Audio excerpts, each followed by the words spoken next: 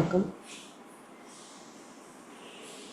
பிரம்மரிஷி பித்தாமக பத்ரிஜிக்கும் மற்றும் அனைத்து மாஸ்டர்களுக்கும் என்னோட கோடான கோடி நன்றி தெரிவிச்சுக்கிறேன். மகாவதார் பஃப் ஃபவுண்டேஷன் அவங்க இந்த வாய்ப்பு கொடுத்ததுக்கு என்னோட மனமார்ந்த நன்றி.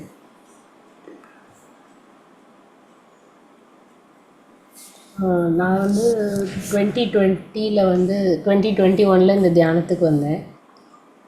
அதுவுமே எப்படின்னா, நம்மளுக்குள்ளே அந்த தேடல் இருக்கும்போது அங்கேருந்து நம்மளுக்கு அந்த ஞானம் வரும் அப்படின்னு சொல்லுவாங்கள்ல, அது மாதிரி என்னோடய சிஸ்டரில் அண்ணி மூலமாக இந்த தியானம் எனக்கு அறிமுகமாச்சு. அப்போது ஒரு 41 நாள் அந்த கோர்ஸு 41 நாள் கிளாஸ் அட்டன் பண்ணேன். அப்போது ரொம்ப நல்லா இருந்தது. அதாவது கண்டினியூஸாக தியானம் ஞானம் 41 டேஸும் ஒவ்வொரு விஸ்டம் ஷேரிங் இருந்தது. அவங்க சுதா சாயின்னு கனடாவிலேருந்து ஆன்லைனில் தான் கிளாஸ் எடுத்தாங்க.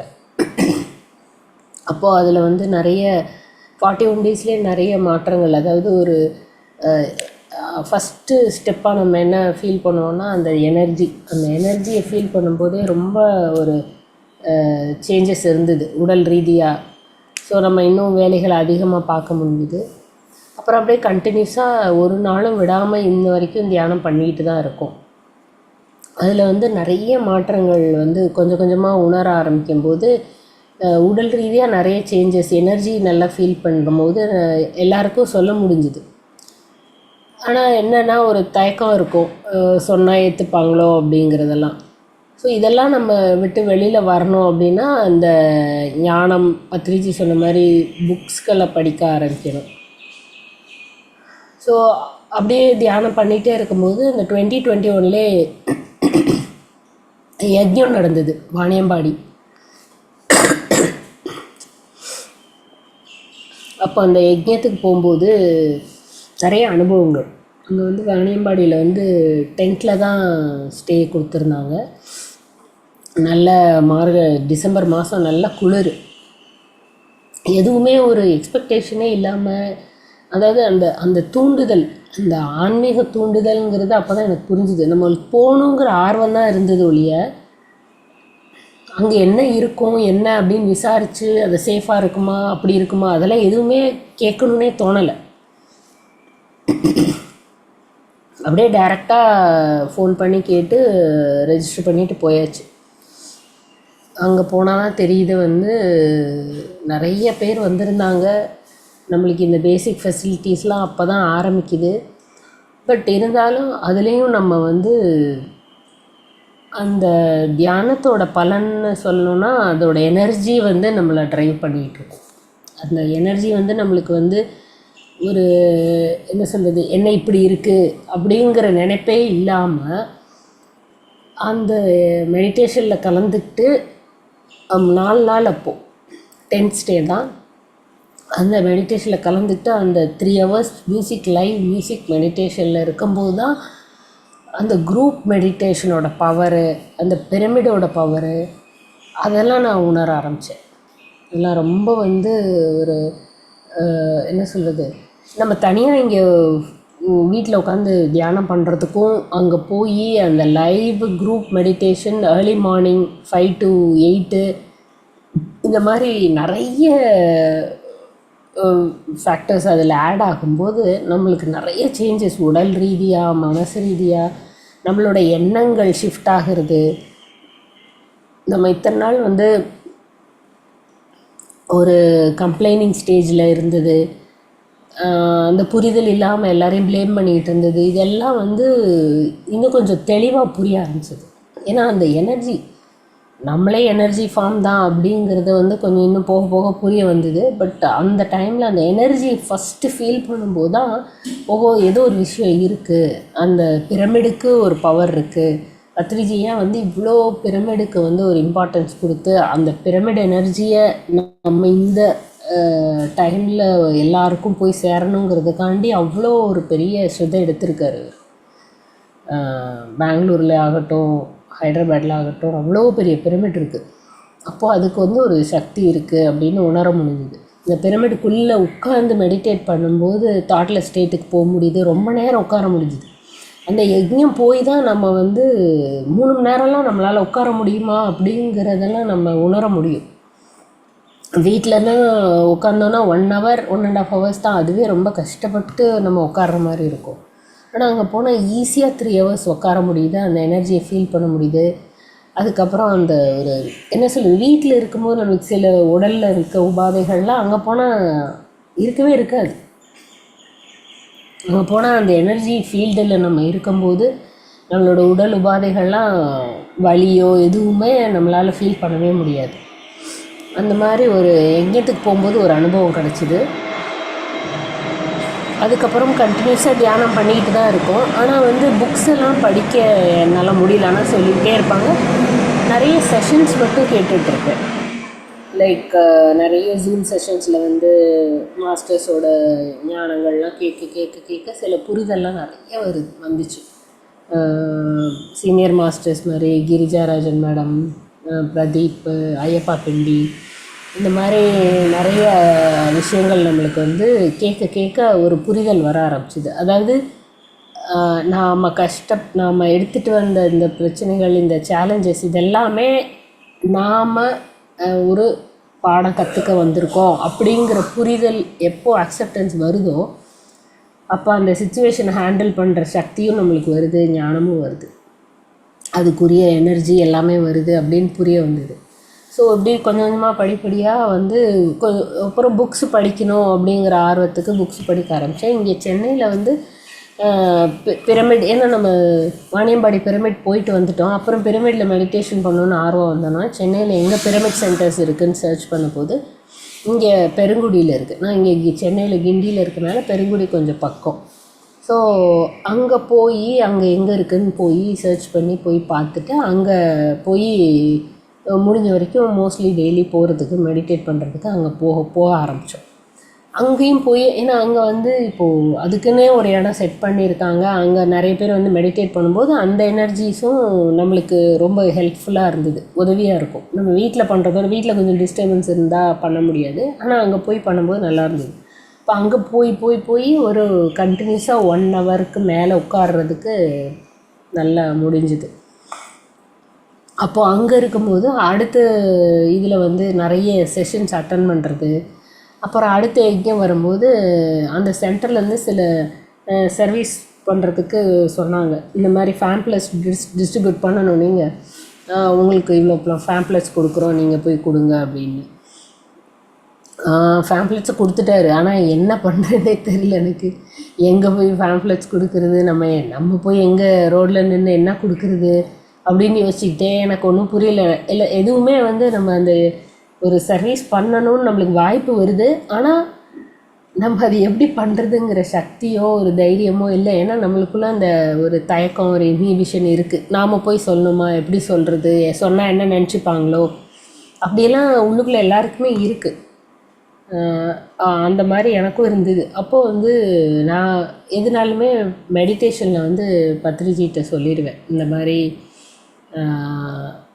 எனக்கு வந்து ஃபேம்ப்ளெட்ஸ் இருக்குது, எனக்கு எப்படி கொடுக்குறதுன்னு தெரியலை, நீங்கள் தான் எனக்கு அதுக்கு ஹெல்ப் பண்ணணும் அப்படின்னு சொல்லிவிட்டு நான் மெடிடேட் பண்ணிகிட்டே இருக்கும்போது அப்போது உள்ளேருந்தே மெடிடேஷன்லேயே ஒரு தாட் வருது. என்னென்னா, இங்கே கிண்டியில் வந்து சாய்பாபா கோயில் இருக்குது, அங்கே வந்து வருவாங்கல்ல நிறைய, ஸோ அங்கே போய் இருந்து கொடுக்கலாம் அப்படிங்கிற அந்த ஒரு தோணுச்சு. ஏன்னா நம்ம சும்மா ஜஸ்ட்டு பப்ளிக்கில் போய் ஒரு ஃபேம்ப்ளெட் கொடுக்குறதுக்கும் ஒரு கோயிலோ ஒரு இந்த மாதிரி ஒரு ஸ்பிரிச்சுவல் ரிலேட்டடாக இருக்கிற ஒரு இடத்துல போய் அந்த ஃபேம்ப்ளெட்டை கொடுக்குறதுக்கும் நிறைய டிஃப்ரென்ஸ் இருக்குது.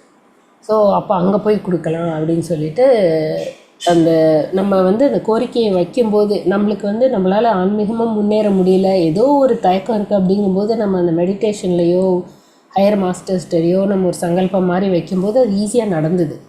அதுக்கு தான் இந்த எக்ஸ்பீரியன்ஸு. அப்போ அங்கே போய் சாய்பாபா கோயிலுக்கு வந்து வியாழக்கிழமை நிறைய மக்கள் வருவாங்கள்ல, அப்போ அங்கே போய் ஃபேம்ப்ளெட்ஸ் கொடுக்க ஆரம்பித்தேன். அப்போ என்னால் கொடுக்கவும் முடிஞ்சுது, நிறைய பேருக்கும் கொடுக்க முடிஞ்சுது. ஸோ எவ்ரி வீக் வியாழக்கிழமை போய் அங்கே ஃபேம்ப்ளெட்ஸ் கொடுக்க ஆரம்பிக்கும்போது, அதாவது நிறைய பேர் வந்து சில பேர் வாங்காமலே போயிடுவாங்க, சில பேர் ரொம்ப ஆர்வமாக கேட்பாங்க, சில பேர் சும்மா ஏதோ கொடுக்குறாங்கன்னு வாங்குவாங்க. ஸோ இதெல்லாம் வந்து நம்ம என்ன இப்படி வாங்காமல் போகிறாங்களே, என்ன இப்படி அதெல்லாம் வந்து ஜட்ஜ் பண்ணாமல் நம்ம அந்த பிரமிட் தியானத்தை பரப்பணும், எல்லாருக்கும் போய் சேரணும். பத்ரிஜியோட வந்து ஒரு சாகாஹார ஜெகத், தியான ஜெகத், பிரமிட் ஜெகத்தாக இந்த உலகம் மாறணுங்கிற அவரோட விஷயத்தில் நம்மளும் ஒரு சின்ன சர்வீஸ் பண்ணுறோம் அப்படிங்கிற ஆட்டிடியூடில் கொடுக்கும்போது அவங்க வாங்கினாலும் வாங்கலைனாலும் வேணான்னு சொன்னாலும் நம்மளுக்கு அது வந்து கஷ்டமாக இல்லை, ரொம்ப ஒரு ஈஸியாக தான் இருந்தது. அந்த இன்ஹிபிஷன் தயக்கம்லாம் போயிடுச்சு எனக்கு. கொஞ்சம் சந்தோஷமாகவும் இருந்தது.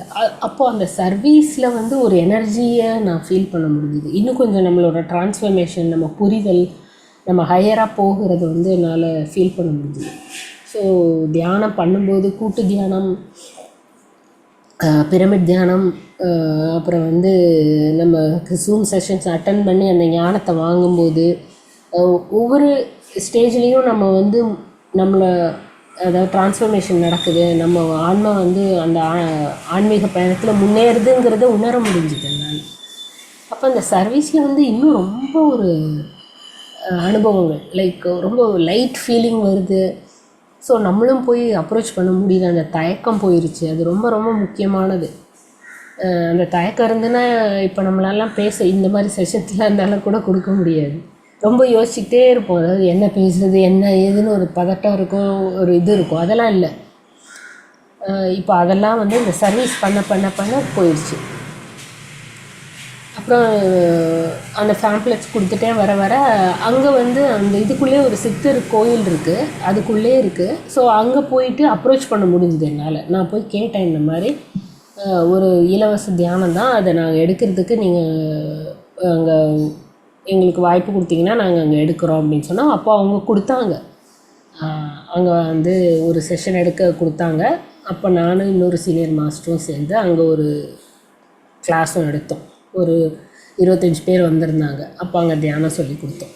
ஏன்னா இந்த மாதிரி ஆன்மீகமாக ஒரு சித்தர் இது பீடமோ இல்லை வந்து சாய்பாபா கோயிலோ இருக்கும்போது ஆல்ரெடி அவங்க ஒரு ஆன்மீக தேடலில் இருப்பாங்க. ஸோ அப்போ வந்து நம்ம அந்த தியானத்தை சொல்லும்போது ஈஸியாக அவங்களுக்கு ரீச் ஆகும், நிறைய பேர் அதை வந்து ஃபாலோ பண்ணுறதுக்கான வாய்ப்பு இருக்கும் அப்படின்னு. ஸோ அது ஒரு சந்தோஷம் எனக்கு. லைக் நம்மளாலேயும் ஒரு சர்வீஸ் பண்ண முடியுது, நம்மளே வந்து அந்த சர்வீஸை தியானத்தை கொண்டு போய் பரப்பணுங்கிறதுக்கு நம்மளாவே ஒரு வழி, அது இங்கே போய் சொல்லலாம் அப்படின்னு அந்த இன்ட்யூஷன், லைக் மெடிடேட் பண்ண பண்ண நம்மளுக்கு வந்து தியானம் பண்ண பண்ண அந்த இன்ட்யூஷன் வந்து நம்மளுக்கு கைட் பண்ணுது. அதுதான் என்னால் ரொம்ப உணர முடிஞ்சுது. தியானத்தில் அனுபவங்கள்னு பார்த்திங்கன்னா நிறைய எனர்ஜிஸு. சப்போஸ் நம்ம ஒரு சேலஞ்சை ஃபேஸ் பண்ணிக்கிட்டு இருக்கோம் அப்படின்னா லைஃப்பில் அதை எப்படி வந்து சால்வ் பண்ணலாம் அப்படிங்கிறது கூட தியானத்தில் வந்து தோணியிருக்கு எனக்கு. சரி, இதை இப்படி ஹேண்டில் பண்ணால் இதுலேருந்து ஈஸியாக வெளியில் வரலாம் அப்படின்னு. ஸோ நிறைய சேலஞ்சஸ் வரும்போது அந்த இமோஷ்னல் பேலன்ஸுன்னு சொல்கிறாங்கல்ல, அதாவது உணர்ச்சிகளை வந்து பேலன்ஸ் பண்ணி நம்ம வந்து அந்த சிச்சுவேஷனை ஹேண்டில் பண்ணும்போது ஈஸியாக அதுலேருந்து வெளியில் வர முடிஞ்சுது. இதெல்லாம் ரொம்ப ரொம்ப முக்கியம். இல்லைன்னா நம்ம இந்த தியானம் இல்லைன்னா எப்படி இருந்திருப்போம். அந்த ஞானமும் இல்லைன்னா வந்து எல்லாருக்கும் வாழ்க்கையில் சேலஞ்சஸ் இருக்குது, அதாவது கஷ்டங்கள் நம்மளுக்கு எல்லாமே இருக்குது. ஸோ அதை வந்து எவ்வளோ அழகாக சிம்பிளாக ஒரு புரிதலோட ஒரு ஞானத்தோடு ஹேண்டில் பண்ணி அதுலேருந்து வெளியில் வரணும். ஒரு கற்றுதல் இருக்குது, அதில் வந்து ஒரு லேர்னிங் இருக்குது, நம்ம அதை ஏதோ கற்றுக்க வந்திருக்கோம் அந்த சிச்சுவேஷன்லேருந்து, அந்த ரிலேஷன்லேருந்து அப்படிங்கிற அந்த புரிதல் இருக்கும்போது அப்படியே சிச்சுவேஷனில் வந்து நம்ம அந்த என்ன சொல்கிறது இமோஷ்னலாக ரியாக்ட் ஆகாமல் அமைதியாக அதை ஹேண்டில் பண்ணி அதுலேருந்து வெளியில் வர்றதுக்கான என்ன பண்ணால் வெளியில் வர முடியும் அப்படிங்கிற புரிதல்லாம் ரொம்ப அழகாக வந்தது. அது மாதிரி அடுத்தடுத்து நம்ம வந்து கிளாஸஸ் எடுக்க கேட்டாங்க அந்த பெருங்குடி சென்டரில். அப்போ போய் ஒரு தடவை கிளாஸும் எடுத்தேன் நான். அங்கே சில நாள் போக முடியல, இப்போ பிரமிட் சென்டர்ஸ்க்கு போக முடியல அப்படின்னா அப்போது நம்ம அந்த எனர்ஜியை லோவாக ஃபீல் பண்ண முடியும் என்னால். இப்போ வீட்டில் பண்ணுறதுக்கும் அங்கே பண்ணுறதுக்கும் டிஃப்ரென்ஸ் இருக்கும்போது அந்த எனர்ஜி நம்மளுக்கு கொஞ்சம் டவுன் ஆகும். அப்போ நம்மளுக்கே வந்து இல்லை நம்ம பிரமிடில் போய் பண்ணணும் அப்படின்னு தோணும். அது மாதிரி வாணியம்பாடி மௌன தியானம் ஒரு தடவை அட்டன் பண்ணியிருக்கேன். அங்கே வந்து 3 days மௌன தியானம் இருந்தது. நம்மளால் மௌனம்லாம் இருக்க முடியுமா அப்படின்னு யோசனையில் இருந்தது. ஆனால் அந்த நம்ம ரெகுலராக அந்த மெடிடேஷன் ஞானம் கேட்டுட்டு இருக்கும்போது நம்மளுக்குள்ளே அந்த ஆர்வம் வரும், நம்ம போய் இதை பண்ணணும், அதுவே கைட் பண்ணும், இந்த ஸ்டெப்பு அடுத்து இங்கே போய் இதை பண்ணணும் அதை பண்ணணும் அப்படிங்கும்போது. அப்போ அங்கே போய் ஒரு 3 days மௌனம் தியானம் பண்ணும்போது ரொம்ப நல்லா இருந்தது. அதாவது அந்த இன்னர் சைலன்ஸ்ன்னு ஒன்று இருக்குது நம்மளுக்குள்ள. எப்பயுமே சப்கான்ஷியஸ் மைண்டில் வந்து ஏதோ ஒன்று ஓடிக்கிட்டே இருக்குது நம்மளுக்கு.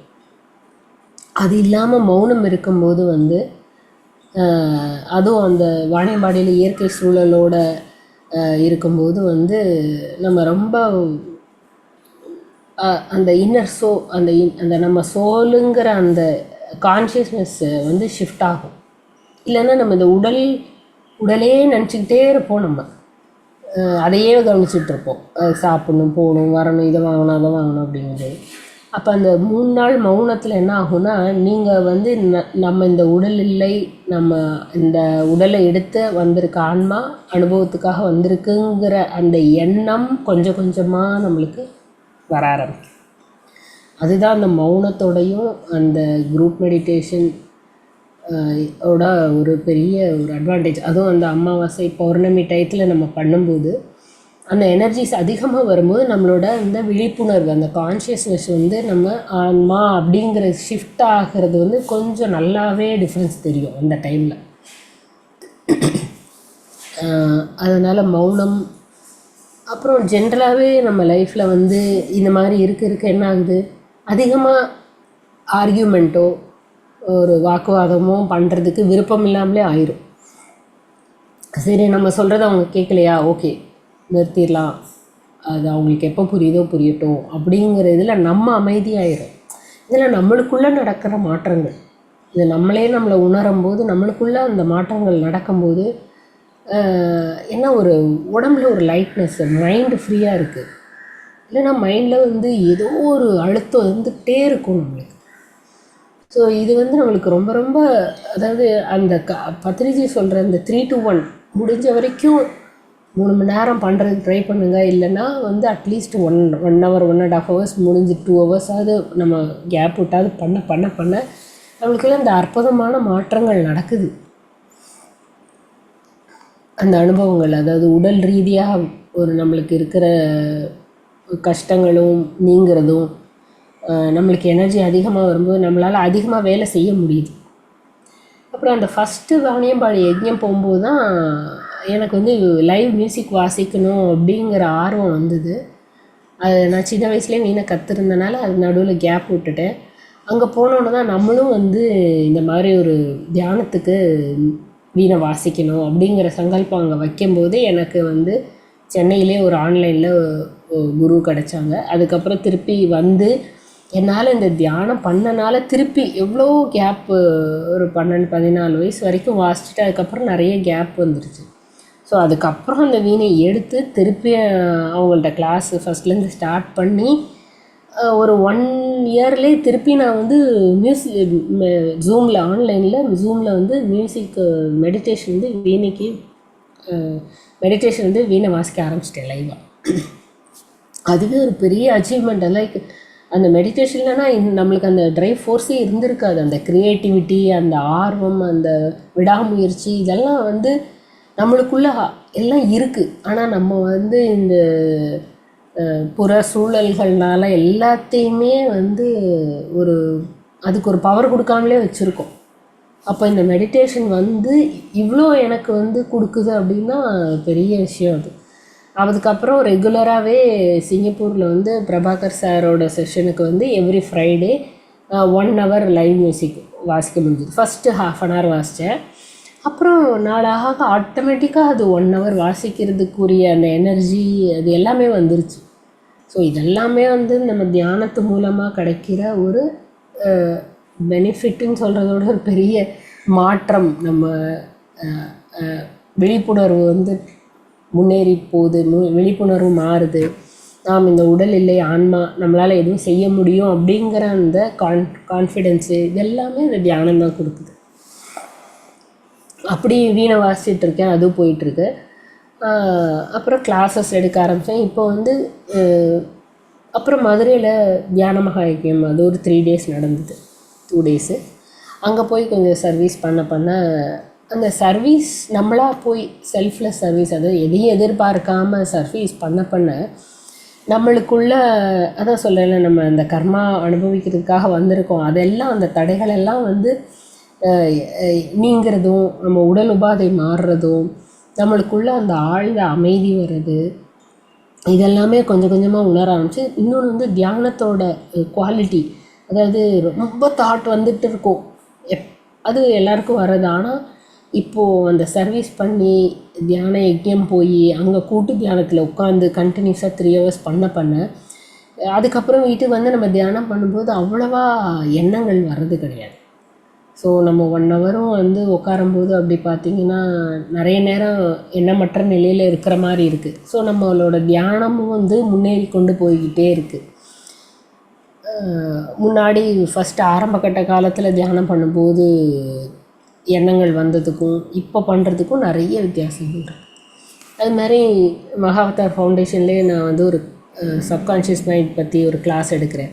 ஸோ அந்த கிளாஸை எடுக்கும்போது அந்த ஞானத்தை வந்து இன்னும் உங்களை மாதிரி எல்லாருக்கும் ஷேர் பண்ணும்போது அதில் எனக்கு அதிகமாக புரிதல் வருது. அந்த புரிதல் வர என்ன ஆகுது, நான் இம்ப்ளிமெண்ட் பண்ண ஆரம்பிச்சிடுறேன். ஸோ அதுக்கு தான் வந்து எல்லாருக்கும் சொல்லுங்கன்னு சொல்லியிருக்காரு. நம்மளே படித்து நம்மளே வச்சுக்கிட்டா கொஞ்ச நாள் அது அப்படியே ஒலட்டைலாக அப்படியே கரைஞ்சி போயிடும் போல், நம்ம மைண்டில் நிற்காது. அதுக்கு தான் பத்திரிஜி என்ன சொல்கிறார், யாருக்கா சொல்லுங்க அப்படின்றாரு. நம்ம சொல்ல என்னாகும், நம்மளுக்கு ஆழமாக பதியுது. அதாவது அவங்களுக்கு போய் ரீச் ஆகிறது ஒரு விஷயமா இருந்தாலும் நம்மளுக்கு முன்னேற்றங்கள், நம்மளுக்கு புரிதல்கள் நம்ம மைண்டில் வந்து அது அதிகமாக பதிய நம்மளுக்கு அது வந்து ரொம்ப சேஞ்சஸ் கொடுக்குது உள்ள. அந்த சப்கான்ஷியஸ் மைண்ட் பற்றி ஒரு கிளாஸ் எடுக்கும்போது அதை பற்றி படித்து அதை புரிஞ்சு அதை நம்ம பாயிண்ட்ஸ் எடுத்து ஒரு 40 minutes கிளாஸ் எடுக்கும்போது எனக்கு அந்த புரிதல் வருது. அப்போது நம்ம அந்த சப்கான்ஷியஸ் ஸ்டேட்டில் இருந்தால் எல்லாத்தையும் ஆக்டிவேட் பண்ணலாம் அப்படிங்கிற ஒரு மோட்டிவேஷன் வருது, நம்மளால் முடியும் அப்படிங்கிற அந்த ஒரு மோட்டிவேஷனல் ஃபோர்ஸ் நம்மளுக்கு வருது. இதெல்லாமே வந்து பத்திரிஜி வந்து ரொம்ப அழகாக ரொம்ப சிம்பிளாக சொல்லிட்டு போயிட்டார். 3, 2, 1 நீங்கள் தியானம் பண்ணுங்கள், உங்கள் புக்கு படிங்க, அந்த புக்கில் இருக்க ஞானத்தை ஷேர் பண்ணுங்கள், உங்கள் தியான அனுபவங்களை ஷேர் பண்ணுங்கள் அப்படின்னு. அது மாதிரி இப்போது லாஸ்ட்டு இந்த ஃபெப்ரவரியிலேருந்து ஸ்பிரிச்சுவல் டேப்லெட் டாக்டர் கோபாலகிருஷ்ணன் அவர் வடிவமைச்ச ஒரு கோர்ஸ், ஸ்பிரிச்சுவல் டேப்லெட் அப்படின்னு ஒரு கோர்ஸு, அது இப்போ பண்ணிகிட்ருக்கேன்.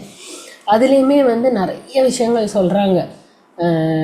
நம்மளோட உடலில் வர சில வியாதிகளுக்கு என்னெல்லாம் நம்ம பண்ணலை, வந்து இது சோல் ஸ்பிரிச்சுவல் பாத்தில் நம்ம போகிறதுல சில நம்மளே சில வாய்ப்புகளை தடங்கல் பண்ணி வச்சுருக்கோம், என்னால் முடியாது அப்படின்னு.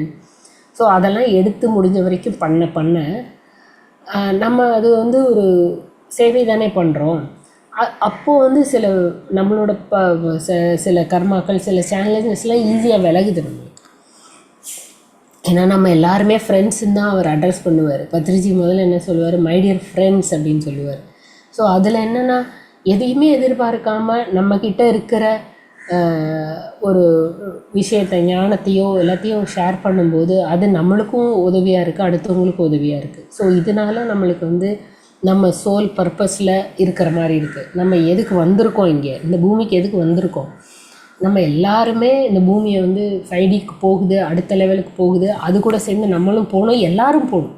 நான் மட்டும் போனால் பத்தாது அப்படின்னு அவர் பத்ரிஜி நினச்சிருந்தா இது நம்மளுக்கு வந்திருக்காதுல்ல.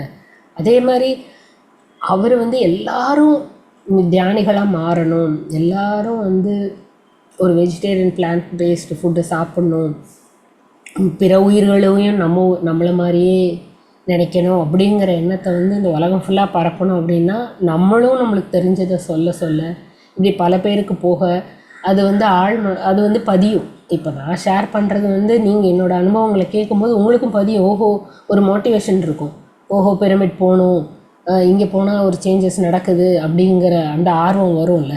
அப்போது நம்ம அனுபவங்களை ஷேர் பண்ண எல்லாருக்கும் ஒரு மோட்டிவேஷனாக இருக்கும். அப்போ எல்லோரும் இன்னும் சீக்கிரம் இந்த பாதையில் வர்றதுக்கு ஒரு உதவியாக இருக்கும். அது மாதிரி இப்போது நிறைய புக்ஸு படிக்கும்போது அதில் வந்து இப்போது வந்து ஆன்மாவின் பயணம்னு ஒரு புக்கு, அது வந்து டிரான்ஸ்லேட் பண்ண புக்கு.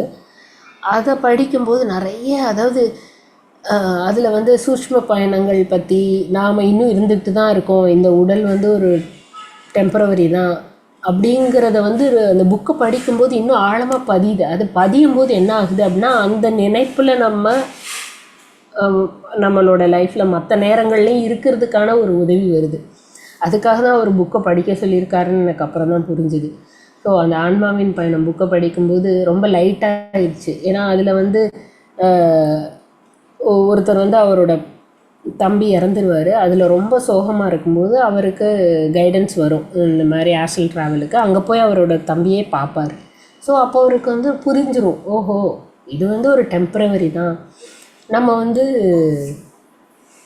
எல்லாருமே எப்பயுமே இருக்கோம், வி ஆர் எவர் லிவிங் தானே நம்ம எல்லோரும். அப்போ அந்த புரிதல் வந்து புக்கை படிக்கும்போது நம்மளாக அந்த புக்கை நம்மளோட ஓன் பேஸில், அதாவது நம்மளுக்கு ஒரு, இப்போ நான் சொல்லும்போது கொஞ்சம் ஃபாஸ்ட்டாக சொல்லிடுவேன், ஆனால் நீங்கள் அந்த புக்கை நீங்களாக படிக்கும்போது அதை கொஞ்சம் புரிதலோட கொஞ்சம் நிதானமாக நிறுத்தி படிக்கும்போது அது நம்மளுக்கு பதியும் போது நம்மளோட பர்செப்ஷன், நம்மளோட எண்ணங்கள் அதெல்லாம் மாற ஆரம்பிச்சிடும்.